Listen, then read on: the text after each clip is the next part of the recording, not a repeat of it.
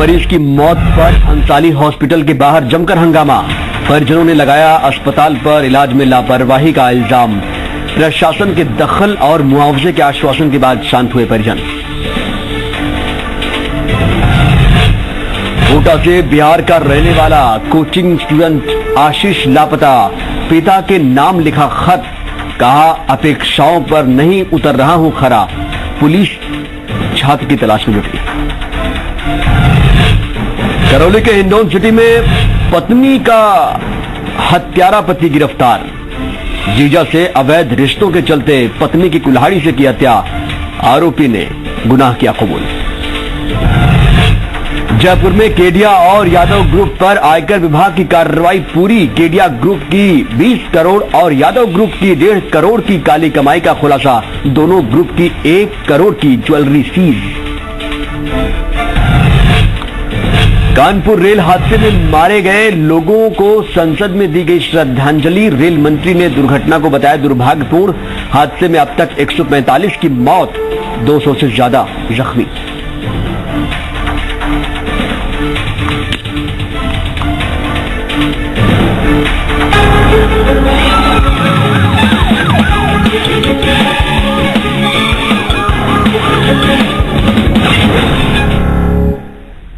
नमस्कार, crime report देखने जा रहे हैं आप। मैं हूं आपके साथ कमरुद्दीन खान। किसी भी इंसान की निगाहों में छल, कपट, साजिश, फरेब, अंधी महत्वाकांक्षा ये सब कुछ नहीं दिखता है, लेकिन कोई ना कोई जहन हर वक्त नमस्कार, क्राइम रिपोर्ट देखने जा रहे हैं आप। मैं हूं आपके साथ कमरुद्दीन खान। किसी भी इंसान की निगाहों में छल, कपट, साजिश, फरेब, अंधी महत्वाकांक्षा ये सब कुछ नहीं दिखता है, लेकिन कोई ना कोई जहन हर वक्त लिखने की फिराक में रहता है। जुर्म की किताब जिसका हर पन्ना शातिर इरादों से भरा रहता है। क्राइम रिपोर्ट खोलता है उन्हीं काली किताबों के पन्ने और करता है आपको आगाह कि हर वक्त रहें सतर्क, क्योंकि किसी भी गली में आपको मिल सकता है एक गुनहगार।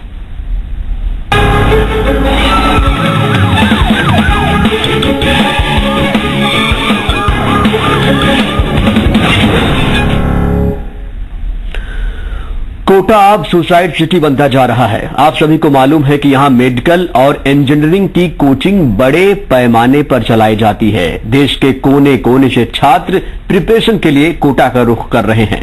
सच ये भी है कि कुछ छात्रों को प्रेशर में तैयारी करनी पड़ रही है। शनिवार को बिहार का एक और कोचिंग छात्र लापता हो गया, लेकिन जिस तरीके से आशीष नाम के छात्र के गायब होने की खबर मिल रही है, किसी अनहोनी की तरफ इशारा कर रही है। पूरी घटना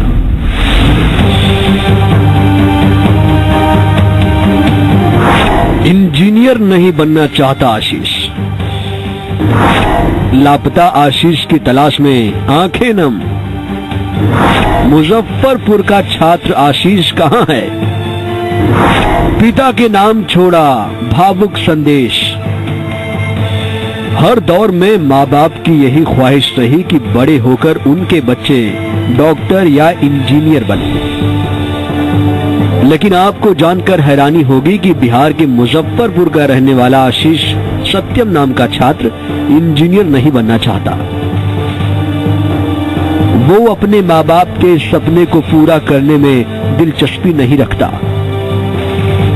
वो अपने माँ बाप के इसी सपने से बेचैन है। इसी बेचैनी ने उसे घर वालों से दूर कर दिया। कोटा के वाइब्रेंट कोचिंग इंस्टीट्यूट में आईआईटी की प्रिपरेशन करने वाला आशीष ने दोस्तों के नाम एक मैसेज छोड़ा है, जिसमें लिखा है, जा रहा हूं मैं, माँ बाप की अपेक्षाओं को पूरा नहीं कर पाया, मुझे चंबल किनारे ढूंढ लेना। वाइब्रेंट में पढ़ रहा था and he was in class 12th। सो अभी उसकी बोर्ड की एग्जामिनेशन थी, एनआईटी की एग्जामिनेशन थी, तो वो इस सैटरडे ही left a message for his friend but he is going. Ashish ने पिता के नाम भी एक खत लिखा है, जिसका मजमून है, पापा आपकी अपेक्षाओं को पूरा नहीं कर पाया, इस बात का मुझे बेहद मलाल है, मुझे माफ कर देना। मुजफ्फरपुर से कोटा पहुंचा आशीष का परिवार गम में डूबा है। वो 1.5 महीना पहले ही ये करवाया था कि हम क्लास खत्म होने के बाद हम घर आएंगे, अब बाकी का सेल्फ स्टडी घर पर रह के करेंगे। तो आज उसका टिकट है पटना कोटा में, कोटा पटना, और वो शनिवार 6:30 बजे से ये है, लापता है। बातचीत नहीं हो पा रही है। आप उसकी मदर है? हाँ, मैं माँ हूँ उसकी। क्या किस तरह का लेटर वगैरह?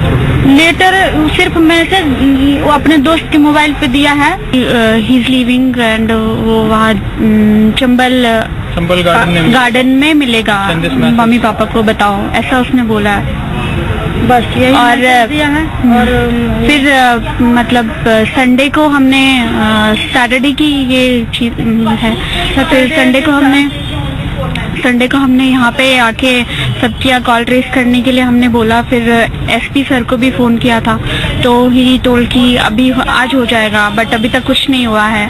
हम यहाँ से भी कुछ सही रिस्पांस नहीं मिल रहा। पुलिस ने मामला दर्ज कर आशीष की तलाश शुरू कर दी है। चंबल किनारे रेस्क्यू टीम को आशीष की तलाश में लगा दिया गया है। कंट्रोल रूम पर भी सूचना दे दी गई है। पुलिस की टीम भी आशीष की तलाश में लगी हुई है, लेकिन आशीष की कोई खबर नहीं है। आशीष सत्यम नाम का एक लड़का है जो अपने हॉस्टल से गुम हो चुका है। वो पीछे एक सुसाइड नोट छोड़ के गया है। उसने सुसाइड में किसी का नाम तो नहीं लिया है, लेकिन वो ये लिख के गया है कि मम्मी पापा मुझे माफ कर देना, अपनी सिस्टर के नाम, मम्मी के नाम, पापा के नाम, सभी के नाम ये लेटर छोड़ के गया है कि आप लोग मुझे माफ कर देना, मैं आप लोगों की उम्मीदों पे खरा नहीं उतर पाया। बाकी उसने अपने दोस्त को जाते हुए एक मैसेज छोड़ा है, उसमें ये लिखा हुआ है, अगर मुझे ढूंढना हो तो आप मुझे चंबल के किनारे किसी नदी में ढूंढे, वहां मैं आपको मिल जाऊंगा। हम लोग उसकी कॉल डिटेल से सर्च करने की कोशिश कर रहे हैं। वहाँ चंबल के आसपास हम लोगों ने सारी जगह पे उसे तलाश किया है, गोताखोरों से भी कंफर्म किया है कि अगर इस तरह का कोई मामला हो तो हमें बताएं। आसपास धर्मशालाएं, होटल वगैरह में करवाया है। सभी जितने भी हमारे थाने हैं कोटा सिटी के और अदर राजस्थान के, उनमें सभी में वायरलेस मैसेज और ईमेल के जरिए हमने इन्फॉर्मेशन भिजवा दी। उसकी फोटो भी हमने ईमेल करवा दी है। इस मामले ने भी यही साबित किया है कि छात्रों पर पढ़ाई का प्रेशर हावी है, और इस प्रेशर को ना तो कोचिंग संस्थान मानते हैं और ना ही माँ बाप समझने को तैयार है। आशीष शनिवार से ही लापता है, लेकिन उसने जिस लहजे में घर वालों के नाम पैगाम छोड़ा है, वो किसी अनहोनी की तरफ इशारा कर रहा है। कहीं ऐसा तो नहीं आशीष ने पढ़ाई के प्रेशर में खुदकुशी कर ली? ऐसा ना हो तो बेहतर है, क्योंकि परिवार की उम्मीद अभी बाकी है। इस माँ के गम के आंसू खुशी में बदल सकते हैं। अभी भी एक उम्मीद बाकी है। हिमांशु मित्तल, जी मीडिया, कोटा। शक और गुस्सा इंसान के लिए खतरनाक है। अगर ये दोनों किसी इंसान के दिमाग पर हावी हो जाएं तो तबाही तय है। शक के बारे में कहा जाता है कि इसका कोई इलाज नहीं है। शक एक ऐसा घुन है जो एक बार किसी रिश्ते में लग जाए तो वो खोखला हो जाता है। करौली से एक ऐसी ही खबर आपको दिखाने जा रहे हैं जहां शक ने पति को पत्नी का कातिल बना दिया। मुजरिम कितना भी बड़ा शातिर हो, वो कानून के फंदे में जरूर फंसता है। इस शख्स ने कानून और पुलिस से आंख मिचौली खेलने की बहुत कोशिश की, लेकिन नाकाम रहा। ये वो शैतान पति है जो अपनी बीवी पर भरोसा नहीं बल्कि शक करता था। शक की आग में जल रहे शख्स ने अपनी पत्नी को मौत के घाट उतार दिया। दिल दहलाने वाली ये वारदात हिंडौन सिटी के राजनगर की है। चलिए अब आपको बताते हैं कि विष्णु नाम का ये पति हैवान कैसे बन गया। विष्णु अपनी पत्नी से मोहब्बत करने का दावा तो कर रहा है, लेकिन उसे इस बात का भी शक था कि उसके जीजा केदार लाल और पत्नी अनीता के बीच नाजायज रिश्ता है। इससे परेशान विष्णु ने अनीता को बहुत समझाया। वो लगातार अनीता को केदार लाल से दूर रहने की धमकी देता रहा। उसके बावजूद भी अनीता ने केदार से मेलजोल कम नहीं किया। वह महीनों तक पीहर में भी रहती थी। उस दौरान वहां भी उसके जीजा का आना जाना बना रहता था। इससे विष्णु का शक और गहरा गया। 8 नवंबर को भी समझाइश के दौरान दोनों के बीच जमकर कहासुनी हुई। गुस्से में आकर विष्णु ने पत्नी के सिर पर कुल्हाड़ी से हमला कर दिया। केदार को फंसाने की नीयत से खुद के सिर पर भी चोट मार ली। परिजनों ने दोनों को राजकीय चिकित्सालय में भर्ती कराया। अनीता की हालत गंभीर होने की वजह से जयपुर रेफर किया गया। घायल पत्नी का इलाज के दौरान आरोपी विष्णु भी जयपुर में साथ रहा, लेकिन मौत होने के बाद वहां से फरार हो गया था। 8/11 को एक महिला थी अनीता, उसका मर्डर हुआ इसके पियर वालों ने रिपोर्ट दर्ज कराई पति के खिलाफ, जिसको कल विष्णु नाम का पति है उसको गिरफ्तार किया है, गिरफ्तार करके और आज न्यायालय पेश किया है। उसने अपनी पत्नी की कुल्हाड़ी से मार करके हत्या की थी। इनमें आपस में विवाद था किसी के अवैध संबंधों को लेकर के, और जिसके तहत यहाँ उसने कुल्हाड़ी से चोटें मारी, जिसके कारण वो घायल हो गई, और यहाँ लखनऊ से उसको जयपुर रेफर किया SMS, जहाँ उसने दम तोड़ दिया, और उसके बाद इसको गिरफ्तार करके और आज कोर्ट में पेश किया। किसके साथ अवैध संबंधों का शक था, कुछ खुलासा? वो इनका कोई रिश्तेदार है, उसके साथ बताए जाते हैं। उसका आरोप था इसका के साथ इस तरह के इसके अवैध संबंध थे, और इस बात को लेकर इनमें झगड़ा होता था। आरोपी विष्णु की गिरफ्तारी नहीं होती अगर उसके ससुर रतन सिंह जाटव ने मौके पर कानून का सहारा न लिया होता।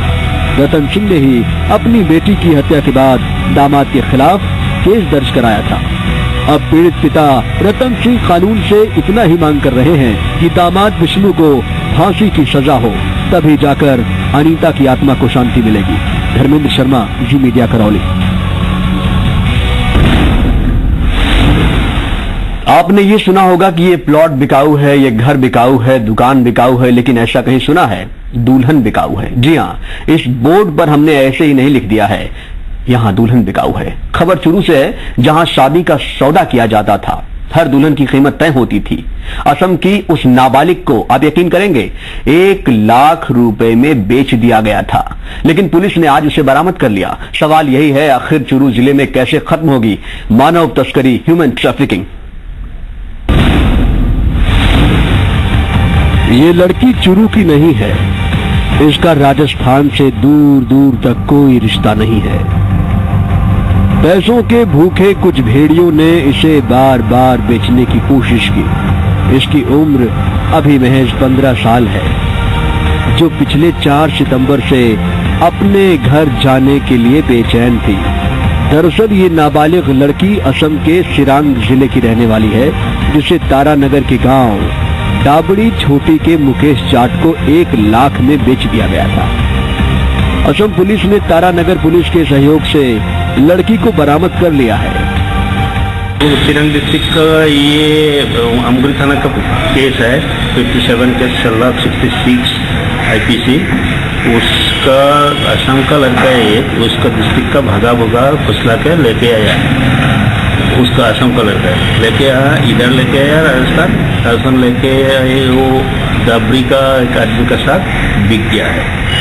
हम फिर 17 तारीख को आया, और फिर ये लड़की के वो घरवाला को असम को फोन किया है, तो पिताजी का FIR दर्ज किया है हमारा केस में। तो हम लोग का टीम ने ऑर्डर दिया है, और यह हमें लेके आया, और यह में हम लोग आया। वो रिश्तेदार भी है, बड़ा भाई है हमारे साथ, 2 लेडी से पुलिस है, 2 लेडी, वो 2 कांस्टेबल वाला इसके साथ लेके आया। आज तो तारानगर थाना से हेल्प से, मदद से उसको रिकवरी हुआ। ये लड़की दरअसल असम में जिला सिरांग के भवानीपुर की रहने वाली है। पीड़ित के मुताबिक 4 सितंबर को इसका अपहरण किया गया था। अपहरण की रिपोर्ट असम के ही अमगुरी थाने में दर्ज हुई, जिसके बाद असम पुलिस ने मामले की बारीकी से तफ्तीश की। लड़की ने अपने पिता बिलाल अली को फोन करके सूचना दी कि वह राजस्थान के तारानगर के डाबड़ी गांव में है, जिसके बाद लड़की की तलाश में असम की पुलिस तारानगर तक पहुंच गई। आरोपी मुकेश जाट के घर दबिश दी गई, जहां से आरोपी फरार हो गया।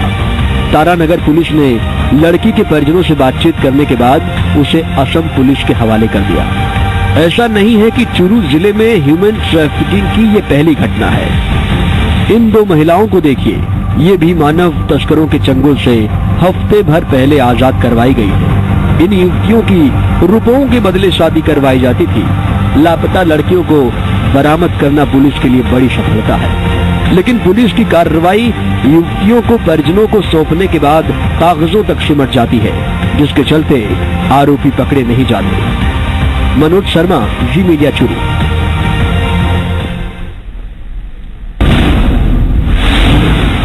क्राइम रिपोर्ट में वक्त एक छोटे से ब्रेक का है, फौरन हाजिर हो रहा हूं, जाइएगा नहीं।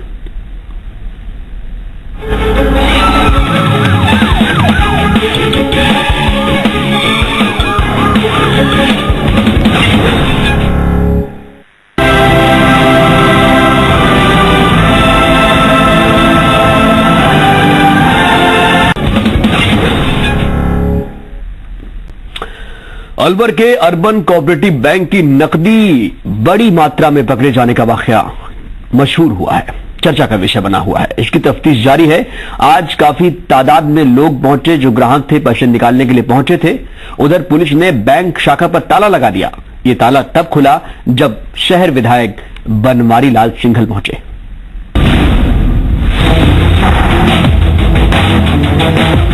रविवार को भिवाड़ी मेगा हाईवे के चेक पोस्ट पर 1.25 करोड़ की राशि मिलने के बाद आज पुलिस ने अर्बन कोऑपरेटिव बैंक पर ताला लगा दिया, जिसके बाद रूटीन का कामकाज बंद हो गया। हालांकि बाद में शहर विधायक बनवारी लाल सिंघल पहुंचे, तब जाकर ताला खोला गया। सिंघल का कहना था कि अगर जब्त नकदी इस बैंक की है तो उसे ग्राहकों के खाते में वापस डलवाया जाएगा, लेकिन ऐसा नहीं है तो मामले की निष्पक्ष जांच होगी। जो कल पैसा पकड़ा गया वो बैंक का पैसा नहीं है, नहीं कोई बैंक का कोई लेना देना है उनसे, वो उनका पर्सनल पैसा है। वो डायरेक्टर हैं, उनका पैसा पर्सनल है, उनके मेरे यहाँ अकाउंट भी नहीं है। शनिवार देर रात को नाकेबंदी के दौरान 1,32,43,000 रुपए बरामद किए गए थे।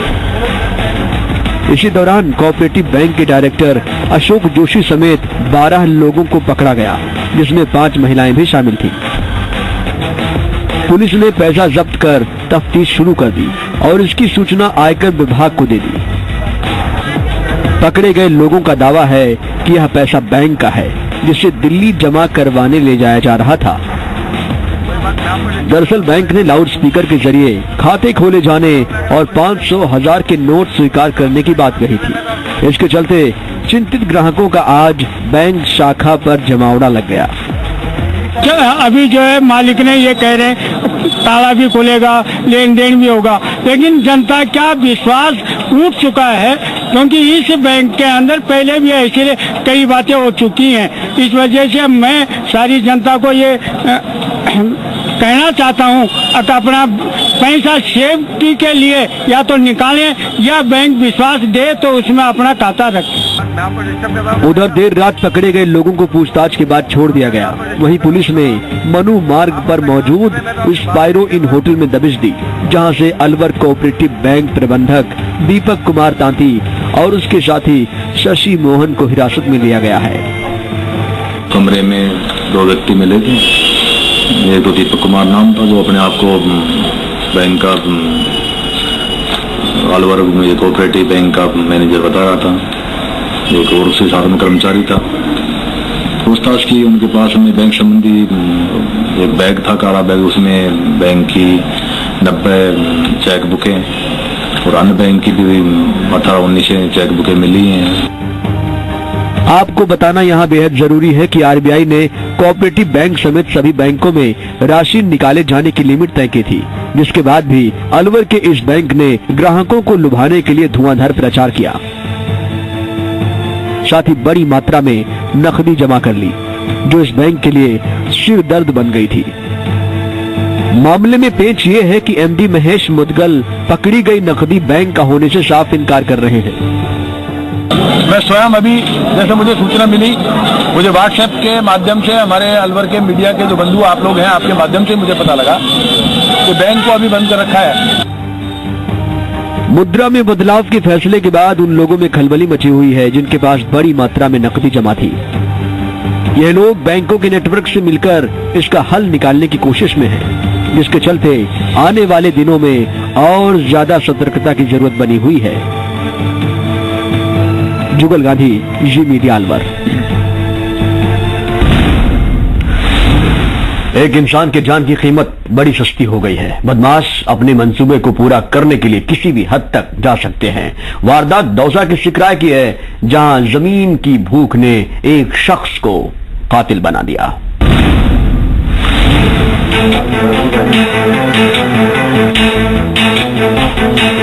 दौसा के सिकराय में ओम प्रकाश नाम के शख्स की बड़ी बेरहमी से हत्या कर दी। हत्या का इल्जाम कालूराम बैरवा पर लगा है। मृतक के छोटे भाई विष्णु के मुताबिक आरोपी कालूराम के परिवार से जमीन को लेकर पुराना विवाद। कालूराम इनकी जमीन को हथियाना चाहता है। जमीन की रंजिश में कालूराम ने धोखे से ओम प्रकाश के सिर पर वार कर दिया। ओम प्रकाश को सिकराय अस्पताल में भर्ती करवाया गया, जहां से फिर दौसा रेफर कर दिया गया। दौसा में इलाज के दौरान ओम प्रकाश की मौत हो गई। पूरी घटना आज से 2 दिन पहले कालूराम बैरवा उर्फ महेंद्र बैरवा हमारे घर पे आया था। उसने पत्थर फेंके थे, गेट पे डंडों से बजाए भी थे। हमने उससे कुछ नहीं बोला था, उसने शराब पी रखी थी। फिर कल मैं मेरे भाई दोनों खड़े थे बाहर, वो आया था, कंबल ओढ़ रखा था उसने, उसके पास मतलब हथियार रखा था। और मतलब जब मेरे भाई ने मेरे से बोला था कि मम्मी से जाके दूध बनवा ले, मैं अंदर गया हूँ दूध बनवाने और वो मैं वापस आया हूँ तो उसने उधारदार हथियार से फिर पत्थर से वार करके वो भाग गया। शुरुआती पूछताछ में कचरा डालने के मामले को लेकर विवाद होने की जानकारी सामने आ रही है। मानपुर थाना पुलिस ने मामला दर्ज कर मामले की जांच शुरू कर दी। मृतक ओम प्रकाश के शव का पोस्टमार्टम करवाकर परिजनों के सुपुर्द कर दिया गया है। ये पड़ोसी है, आपस में जो कोई इनका विवाद था उस बात को लेके रात को ये बर्थडे पार्टी से आ रहा था तो वो अलाव तप रहा था तो इसके कालू बैरवा ने इसके सिर में मार दी। तो फिर घायल हो गया तो सिकराई अस्पताल भर्ती कराया, वहां से यहाँ रेफर कर दिया। यहाँ इलाज के दौरान इसकी मृत्यु हो गई। मामले की गंभीरता को देखते हुए गहनता से जांच जारी है। आरोपी कालूराम की भी सरगर्मी से तलाश की जा रही है। पुलिस के लिए हत्या के आरोपी कालूराम को पकड़ने की चुनौती बरकरार है। लक्ष्मी अवतार शर्मा, जी मीडिया, दौसा।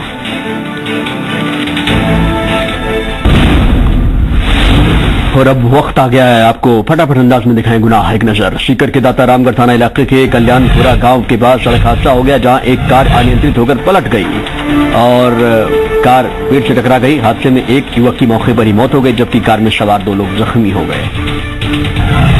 बीकानेर के खाजूवाला में दर्दनाक हादसा हुआ। खाजूवाला से 10 किलोमीटर आगे बीकानेर रोड पर ट्रक ने बाइक सवार को कुचल डाला। हादसे में बाइक सवार की मौके पर ही मौत हो गई। डूंगरपुर के चित्री कस्बे में एक विवाहिता की संदिग्ध परिस्थितियों में जलने से मौत हो गई। वारदात के वक्त विवाहिता घर में अकेली थी। वहीं परिजनों ने गांव के कुछ लोगों पर पुरानी रंजिश के चलते आरोप लगाए। राजसमंद में डूबने से महिला की मौत हो गई। मार्बल फैक्ट्री में काम करते वक्त महिला होद में गिर गई। मौके पर पहुंची पुलिस ने लोगों की मदद से महिला का शव बाहर निकाल लिया है।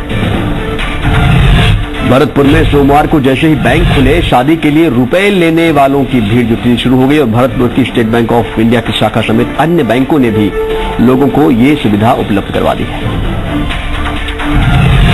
जयपुर की नाहरगढ़ थाना पुलिस ने कार्रवाई करते हुए 4 बाल अपचारियों को पकड़ा। ये नाबालिग चोर गाड़ियों को चुराते थे। बाल अपचारियों के पास से चोरी की 10 बाइक बरामद कर ली गई।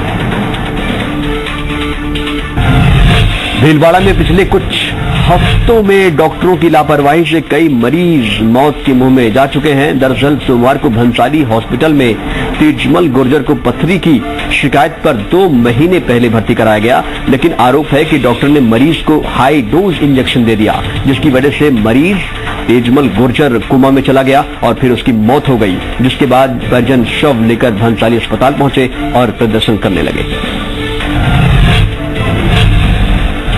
उदयपुर की हिरण मगरी थाना पुलिस ने बड़ी कार्रवाई करते हुए नकबजन गिरोह का पर्दाफाश कर 3 आरोपियों को गिरफ्तार कर लिया है। दरअसल संपत्ति संबंधी अपराधों की कमी के लिए जिला पुलिस अधीक्षक आरपी गोयल ने अभियान चलाया हुआ है।